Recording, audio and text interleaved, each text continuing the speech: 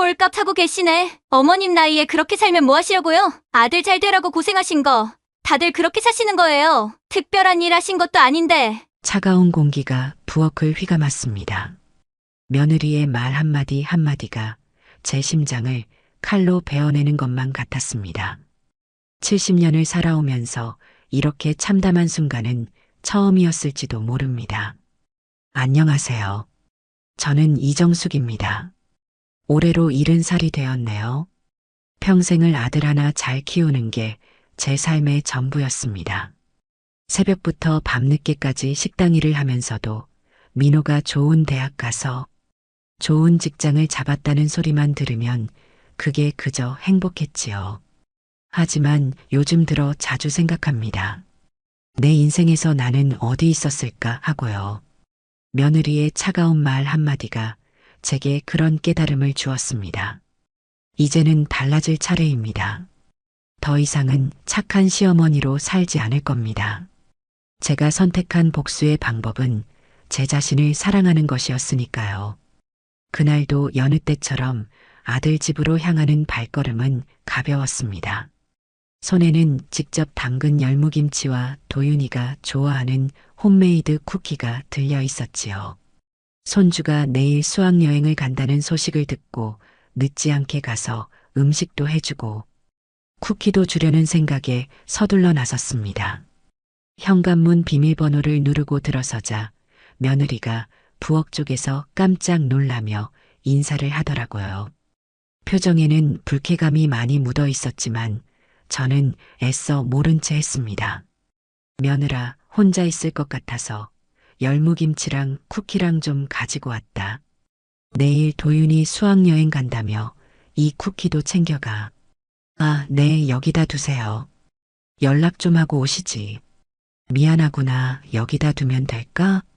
식탁에 열무김치와 쿠키를 놔두며 집을 보니 청소를 며칠 동안 안 한 건지 꽤 지저분하더군요. 아가야, 청소 좀 해야 할 것 같네.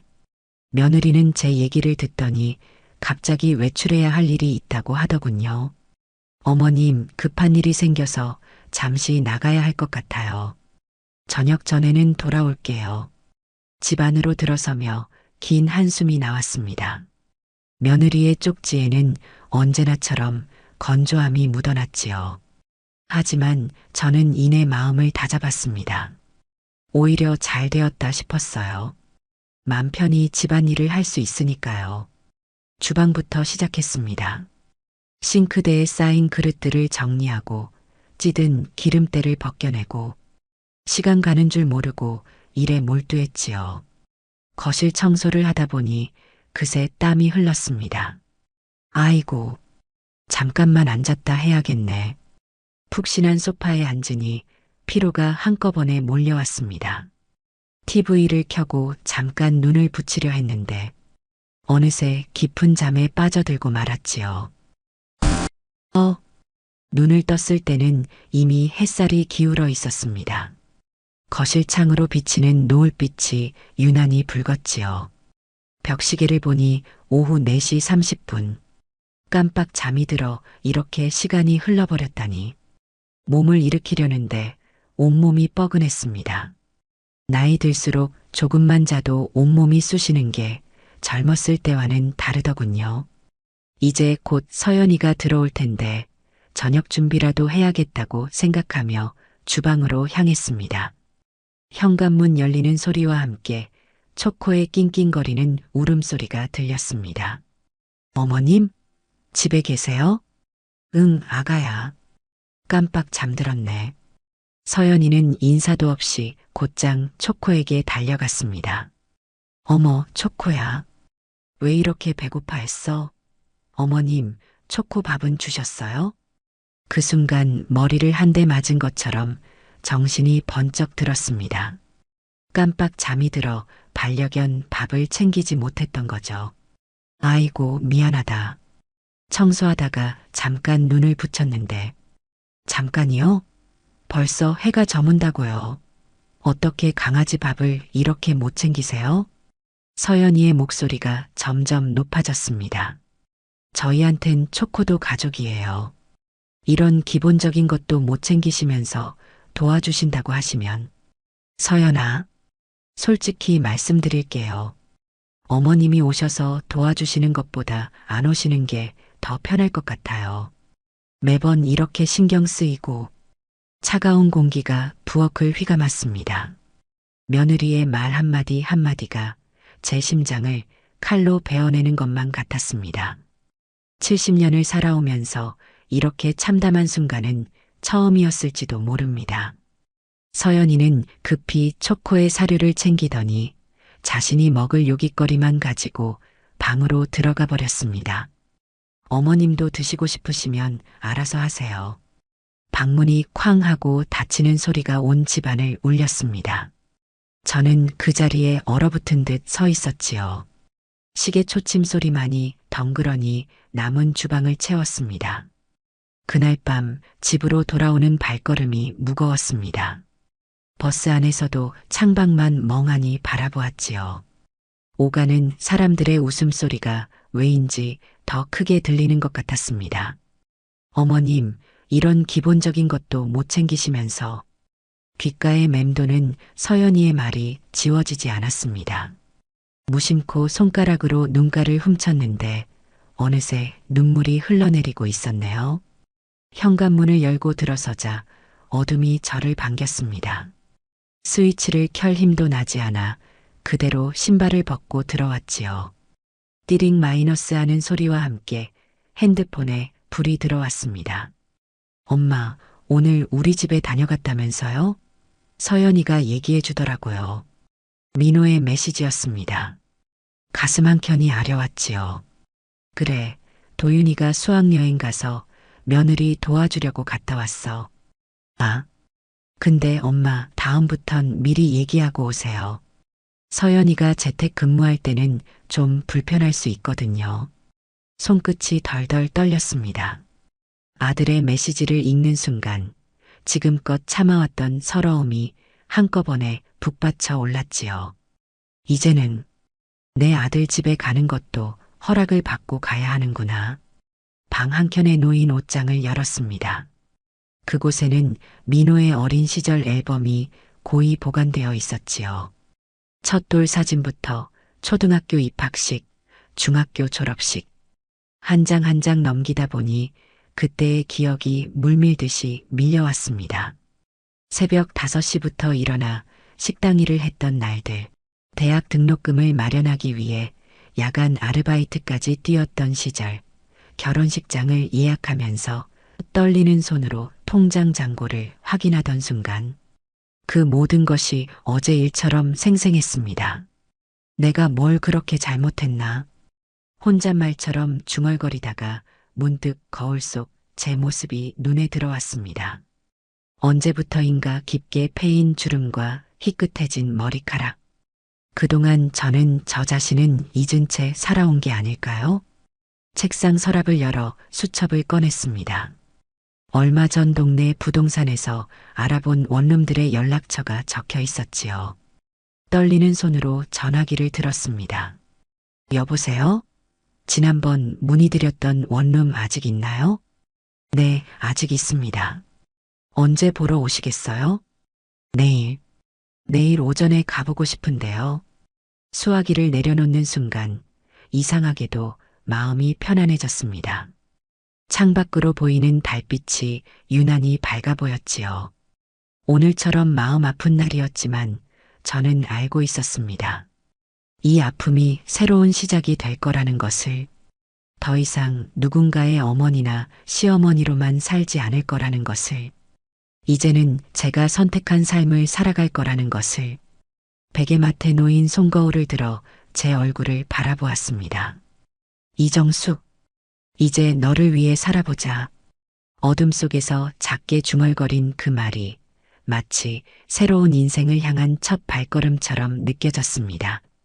네, 여기 미소래도 파크뷰 84타입 계약금 영수증입니다. 부동산 사무실에서 계약서에 서명을 하는 제 손이 떨렸습니다. 남편이 떠난 후 10년 만에 처음으로 제 통장에서 큰 돈이 나가는 순간이었죠. 어머니, 갑자기 왜 이러세요? 계약 사실을 전했을 때 민호의 목소리는 놀람으로 가득했습니다. 엄마가 이제 따로 살고 싶어서. 무슨 말씀이세요? 갑자기 이사를 가시다니. 돈은 어떻게 마련하신 거예요? 서연이의 날카로운 목소리가 전화기 너머로 들려왔습니다. 그래, 말해줄게. 엄마 집으로 와봐. 1시간 후 민호와 서연이가 제 집을 찾았습니다. 서연이의 눈빛이 날카로웠지요. 어머님 설마 사기라도 당하신 건 아니죠? 요즘 노인들 대상으로 부동산 사기가 많다던데. 사기 아니야. 이거 봐. 서랍에서 낡은 서류 봉투를 꺼냈습니다. 그 안에는 10년 전 남편이 남긴 증여 계약서가 들어 있었지요. 이게 뭐예요?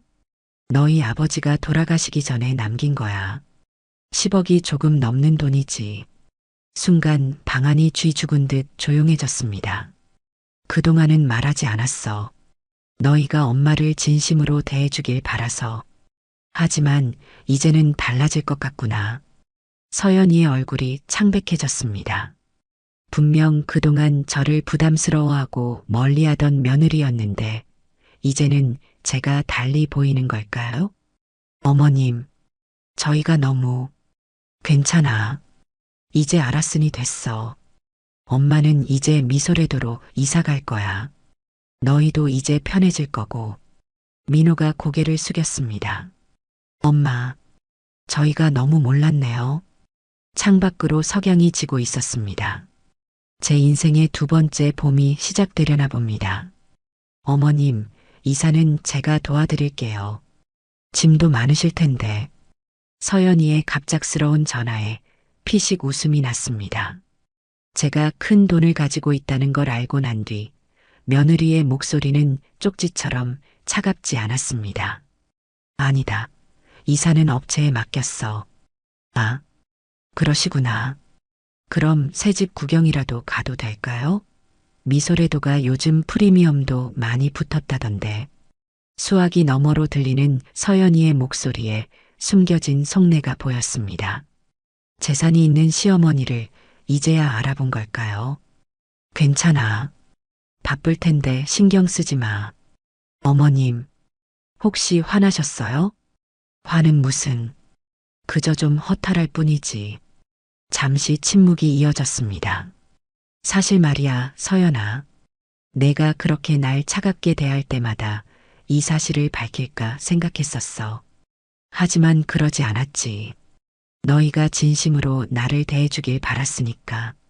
어머님, 돈이 있다고 하니까 이제야 친절해지는 게 더 서운하구나. 전화를 끊고 창밖을 바라보았습니다. 새로 이사갈 미소래도가 저 멀리 보였지요. 32층, 한강이 보이는 집. 남편은 왜 이 돈을 제게 남겼을까요? 서랍을 열어 남편이 남긴 편지를 다시 읽어보았습니다. 여보, 당신은 늘 참고 견디기만 했지요. 내가 없더라도 당신만의 삶을 살았으면 해요. 이 돈으로 꼭 행복해지세요. 하지만 바로 쓰지는 마세요. 민호가 어떤 마음을 가지고 있는지, 며느리가 어떤 사람인지 지켜보세요. 당신의 판단을 믿습니다. 뜨거운 것이 눈가에 맺혔습니다. 그때 초인종이 울렸습니다. 문을 열어보니 민호가 서 있었지요. 엄마, 죄송해요. 왜? 그동안 엄마가 얼마나 외로우셨을지 생각도 못했네요. 그리고 엄마를 이해하려 노력조차 안 했던 것 같아요. 내 잘못이 아니야. 서연이도 많이 부끄러워하더라고요. 자기가 너무 이기적이었대요. 아들의 눈가가 붉어졌습니다. 그제야 제 마음도 조금 풀어지는 것 같았습니다. 엄마, 우리 이제부터 다시 시작하면 안 될까요? 창밖에서 불어오는 바람이 왠지 모르게 포근하게 느껴졌습니다. 미소래도로 이사 온 지 일주일이 지났습니다. 32층에서 바라보는 한강의 모습은 마치 그림 같았지요. 창가에 놓은 안락의자에 앉아 커피를 마시는 것이 요즘의 일과가 되었습니다. 여보, 당신이 이런 걸 미리 준비해뒀다니. 남편과의 마지막 대화가 떠올랐습니다. 병상에 누워있던 그날, 남편은 제게 은행 직원을 데려와 증여 절차를 밟았지요. 이게 뭐 하는 거예요? 여보, 내가 없으면 당신이 힘들어질까봐. 이건 당신만의 돈이에요. 민호한테도 말하지 마세요. 여보, 당신은 늘 참기만 했잖아요. 시댁 눈치 보느라, 아들 뒷바라지 하느라. 이제는 당신 인생을 사세요. 남편은 제 손을 꼭 잡았습니다. 하지만 바로 쓰진 마세요. 때를 기다려보세요. 민호가 어떤 아들인지, 며느리가 어떤 마음을 가졌는지, 그걸 알 때까지 초인종 소리에 추억에서 깨어났습니다. 문을 열어보니 서연이가 서 있었습니다. 손에는 과일 바구니를 들고 있었지요. 어머님, 새집 구경 왔어요. 거실로 들어선 서연이의 눈이 휘둥그레졌습니다. 어머, 여기가 바로 그 비싼 펜트하우스? 그래, 전망 좋지? 서연이가 창가로 다가가 한강을 바라보았습니다. 그러다 문득 고개를 숙였지요. 어머님, 정말 죄송해요. 왜? 그동안 제가 너무 얕봤어요. 어머님을 그저 시골에서 올라오신 분이라고만 생각했는데 돈이 있다고 사람의 가치가 달라지니? 서연이의 얼굴이 붉어졌습니다. 아니요. 그게 아니라 어머님께서 그동안 얼마나 현명하셨는지 돈이 있음에도 불구하고 그렇게 검소하게 사시면서 저희를 지켜보셨다는 게 내 아버님이 그러셨어. 사람의 진심은 돈 앞에서 드러난다고. 창밖으로 노을이 지고 있었습니다. 붉은 석양이 한강 물결 위로 번졌지요. 서연아, 네 어머님. 이제 와서 하는 말이지만 난 늘 내가 좋은 며느리가 되길 바랐어. 그래서 더 서운했나 봐. 서연이의 눈에 눈물이 고였습니다. 어머님, 저 이제 정말 달라질게요. 돈 때문이 아니라 진심으로요. 따스한 봄바람이 창문 틈으로 들어왔습니다. 남편이 마지막으로 남긴 말이 떠올랐지요. 때를 기다리세요. 그래요, 당신 말씀대로였어요. 이제야 모든 게 제자리를 찾아가는 것 같습니다. 어머님, 이번 주말에 저희 집에서 식사하실래요? 요즘 서연이의 연락이 부쩍 잦아졌습니다. 일주일에 2번은 꼭 전화가 오곤 했지요. 괜찮아. 바쁠 텐데. 아니에요. 도윤이도 할머니 보고 싶대요. 새집도 구경하고 싶다고 하고. 한숨이 나왔습니다. 예전에는 제가 찾아가도 귀찮아 하더니 이제는 이렇게 적극적으로 구애를 하는군요. 어머님, 혹시 주말에 골프 치러 가신다거나? 응? 미소래도 사시는 분들이랑 골프 모임도 있다고 하던데. 피식 웃음이 났습니다. 서연이의 말투에서 제 재력과 어울리고 싶어하는 속내가 엿보였지요. 난 골프는 안 쳐. 그리고 서연아. 네, 어머님? 더 이상 그렇게 애쓰지 않아도 돼. 난 내가 예전처럼 대해줬으면 좋겠어. 전화기 너머로 잠시 침묵이 흘렀습니다. 죄송해요. 제가 너무 티를 낸 것 같네요. 그때 초인종이 울렸습니다. 문을 열어보니 민호였습니다. 엄마, 제가 회사 근처라서 잠깐 들렀어요. 그래. 거실로 들어선 민호가 한강이 보이는 창가로 다가갔습니다. 엄마, 솔직히 말씀드릴게요. 요즘 회사에서 승진 이야기가 나오는데. 아, 이제 알겠습니다. 갑자기 찾아온 이유가 엄마가 가진 돈으로 회사에 투자하면 어떨까 해서요. 제가 늘 생각했던 사업 구상이 있는데. 민호야. 네, 엄마. 이 돈은 내 아버지가 나의 노후를 위해 남긴 거야. 사업 자금이 아니라. 민호의 얼굴이 굳었습니다. 하지만 엄마, 제가 성공하면 더 많은 돈을. 돈이 전부가 아니야. 내 아버지가 이 돈을 남기신 이유는 내가 편하게 살라고, 그리고 너희의 진심을 알아보라고 하신 거였어. 창밖으로 한강의 유람선이 지나갔습니다. 민호야, 난 이제 내 인생을 살고 싶어. 너희 눈치 보지 않고 떳떳하게. 엄마, 그동안 얼마나 외로우셨어요. 민호의 눈에 눈물이 고였습니다. 이제 알겠어요. 엄마가 왜 그동안 이 사실을 숨기셨는지, 저희가 얼마나 이기적이었는지. 발코니에서 불어오는 바람이 상쾌했습니다. 이제야 제대로 된 대화가 시작된 것 같았지요. 한강이 보이는 카페에서 명자 씨와 차를 마시고 있었습니다. 이사 온 뒤에도 우리의 우정은 계속되었지요. 이정숙 씨, 요즘 며느님이 부쩍 찾아오신다면서요? 그래요. 돈이 있다는 걸 알고 나서 갑자기 달라졌어요. 세상이 다 그렇죠. 돈 있는 시어머니는 달리 보이나 봐요. 쓴웃음이 났습니다. 그래서 더 서운해요. 돈이 없을 때는 사람 대하듯 대하지 않더니. 그때 카페 밖에서 익숙한 얼굴이 보였습니다. 서연이었어요. 손에는 종이 가방을 들고 있었지요. 어머님, 여기 계실 것 같아서. 웬일이니? 서연이는 조심스레 가방을 내밀었습니다. 이거 제가 그동안 모아둔 돈이에요. 어머님 용돈으로 드리고 싶어서. 용돈이라니? 그동안 제가 얼마나 속물이었는지 깨달았어요. 돈이 있다는 이유로 갑자기 태도를 바꾸고. 정말 부끄러웠어요. 서연이의 눈에 눈물이 고였습니다. 이제는 진심으로 어머님을 딸처럼 모시고 싶어요. 돈 때문이 아니라. 따스한 봄바람이 불어왔습니다. 알아. 서연아. 이제 알아. 그로부터 1년이 지났습니다. 미소레도에서의 생활은 여유롭고 평화로웠습니다. 하지만 제가 가장 행복했던 건 돈이 아닌 진정한 가족의 사랑을 깨달은 것이었지요. 서연이는 이제 정말 딸처럼 저를 대합니다. 돈을 바라는 것도 아니고 의무감에서도 아닌. 진심으로요. 민호도 더 이상 사업 자금을 이야기하지 않습니다. 대신 주말이면 손자와 함께 찾아와 오순도순 이야기꽃을 피우곤 하지요. 할머니, 이제 우리 집으로 다시 오시면 안 돼요? 도윤이가 물었을 때 서연이가 대답했습니다.